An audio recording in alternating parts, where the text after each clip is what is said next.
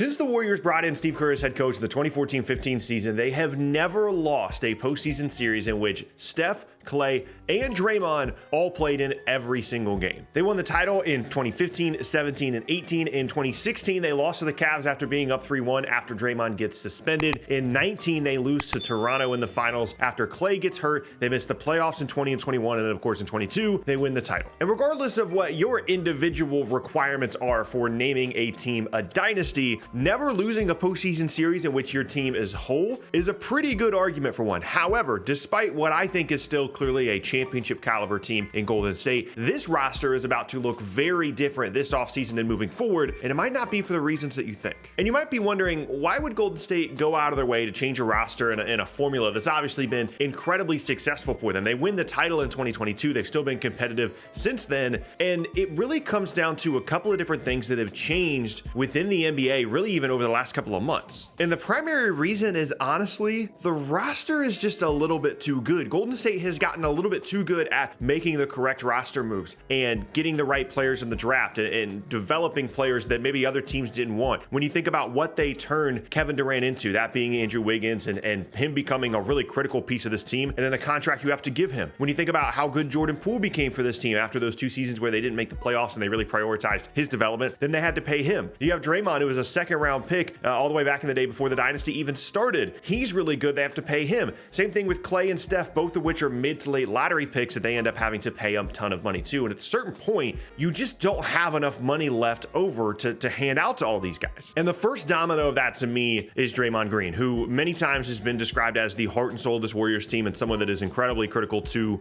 just everything that the Warriors have been, not only defensively playing on both ends of the floor, but just energy and effort and the chemistry that he has with Steph and Clay. However, with him as a free agent, there's some big decisions to be made there for Golden State. And I think in a perfect world, they'd like to bring back Draymond. However, his requirements and expectations on what he thinks he should get on his new contract, in addition to his declining play offensively in his age, in addition to all the other expensive contracts they already have on the roster. This is a team with, if they were to bring back Draymond, 5 big-time contracts on their roster that we're going to go throughout the rest of this video. And it might be a situation where this is just the end for Draymond and Golden State. He's still incredibly important to them, especially defensively. I think he should have gotten more consideration for Defensive Player of the Year than he did. But the fact remains that offensively, as a relative threat on the floor in terms of actually scoring the basketball, he's gotten worse over the last couple of seasons. He's gotten older as well. And you always want to be ahead of the curve here in terms of guys that are aging, that are declining in terms of their performance, and also dealing with injury issues as well. And there are going to be other teams, Detroit, the Lakers, that are going to be way more motivated potentially to bring in Draymond as a new addition rather than the Warriors being concerned about losing him this offseason. But the important thing to understand about Golden State is that all of these things are connected. The Draymond situation does not exist in its own little area. All of these things from a money standpoint and the new CBA, which we're going to talk about here in a little bit, all these things are connected and everything kind of has a domino effect. Because the next part of this is Jordan Poole. We know why Draymond and Jordan Poole are connected prior to the season, but then the big contract that they gave Jordan Poole prior to this year is really a big factor in this as well. They didn't have to give him that deal at the time. He could have become a restricted free agent. They decided to offer him the extension, and he was good this year, played in all 82 games, scored 20 points per game, but the last couple of postseasons, he just has not been as much of a factor as you would expect him to be, considering now how much money he's going to be making. And there are going to be some decisions made here between Draymond, between Jordan Poole, between some of these other contracts we're going to be talking about here coming up. And if you're looking at the weak link out of all of these players in terms of the guy that's really contributing to trying to push for a championship, which when you have as expensive of a roster as Golden State does, you're trying to push for a championship. If you're looking for a weak link here, it's Jordan Poole. And he arguably has the worst contract on the roster despite being young, despite being a good scorer, despite playing in all 82 games this year. It is a massive deal for a player that arguably is like a 15 to 17 minute a game guy in the postseason, at least for this particular Warriors team. Which brings us to yet another big contract on the Warriors roster, and that is Andrew Wiggins, someone that I think they're going to be way more motivated to continue to retain and prioritize over someone like Jordan Poole and even over someone like Draymond. Wiggins was unbelievably critical in the 22 postseason, especially in the finals, and his his kind of,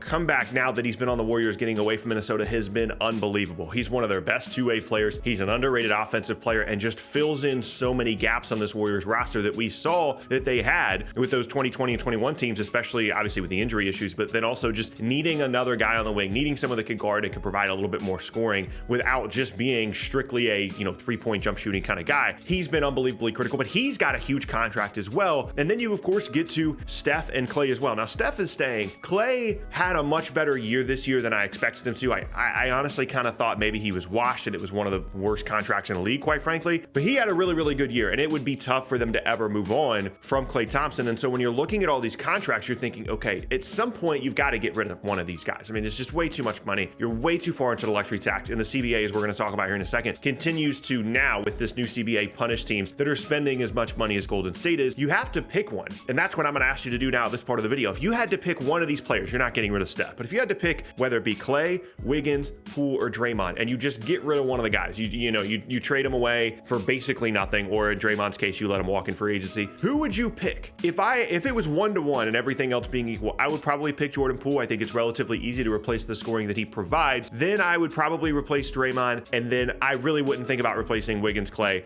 or Steph. But my priority there would certainly be Poole and then Draymond, but Draymond's just a little bit easier to get rid of. So I've mentioned it a couple of times. Now we're going to talk about the new CBA and how it affects Golden State. So one of the objectives of the new CBA for the other teams around the league was to punish some of these teams like Golden State that are, and Brooklyn to a certain extent, that are just continually able to spend more and more money and add more and more salary to their roster way above the luxury tax. Like, they don't care about the luxury tax. They pay it multiple years in a row. The Warriors currently have the most expensive roster in the history of basketball. And they, even in Golden State's case, even though they really, drafted a lot of these guys, made smart roster moves in order to build this great team that is now very expensive, other teams still want to have some checks in place to make sure that they're not just going way above and beyond in terms of spending because they are able to, because of where they're located as a franchise. So basically what ends up happening is it's just more difficult now to fill in your roster along the margins in the NBA. There's still no hard cap. The Golden State can technically keep all these guys on the roster. However, when it comes to making trades, if they want to trade, for example, Jordan Poole or Draymond or whatever down the road, you have to 100% match the salaries in the deal. In the past, for example, when Brooklyn brought in James Harden, they took on an extra $10 to $12 million in salary in that deal. They didn't send out equal money. That trade would not have been possible now under this new CBA. It has to be 1-to-1. And more importantly, for roster building, they're going to take away your taxpayer mid-level exception as well if you're one of these teams like the Warriors that are above this second level of luxury tax. And for example, that would have meant that they would not have been able to bring in Dante DiVincenzo this past offseason had this CBA been in effect. And that's a pretty big deal for them. DiVincenzo has been pretty solid. And as you're looking to continue to build out your roster, having that taxpayer mid-level is really critical from one offseason to the next in terms of continuing to add players. And what it means is Golden State, from a savings standpoint, probably needs to get rid of either Draymond or Poole. But also, even if they keep all those guys, they're not going to be able to add pretty much anything else to this roster without giving up 100% salary matching or just signing guys to minimum contracts. And it doesn't seem like that big of a difference taking away that taxpayer mid-level, but the difference between someone you can get with that number and someone you can get with minimum contracts, it's a pretty big difference. And just overall, for much more like nerdier team building reasons, this CBA makes it more difficult for teams like Golden State to maneuver your roster and continue to improve it or maintain it, especially along the margins, than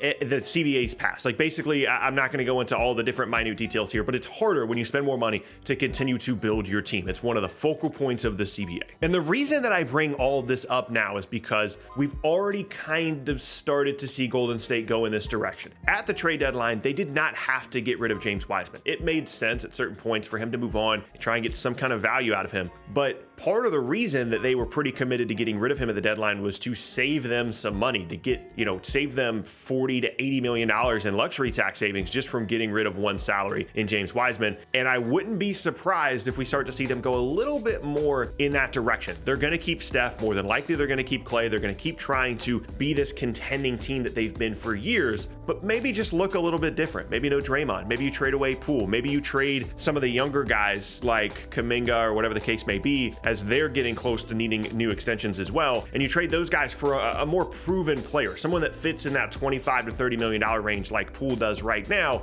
but is able to play more than 15 to 20 minutes in the postseason. And I think that kind of direction, while it makes sense on paper, is very, very dangerous and almost overconfident from Golden State to think that you can just continually cut pieces of your roster away and still be very competitive, and quickly gets to a point where maybe you're not championship contenders anymore. And all of it's very interesting because they've been unbelievably successful. And one of the reasons for that is because of this major cap spike that allowed them to bring in KD and then ultimately got them Andrew Wiggins as well. And now the league is restricting what they're going to be able to do. It's not Golden State specific, it's other teams as well, like Brooklyn. But generally speaking, the way that Golden State has built their roster over the years, where they've just continued to spend more and more money, they're going to be more restricted on that. And even though the team continues to be successful, the Draymond situation, as well as the Poole contract and the money that all 5 of these guys collectively are making, could force them to maybe end this dynasty a little bit sooner than they wanted to.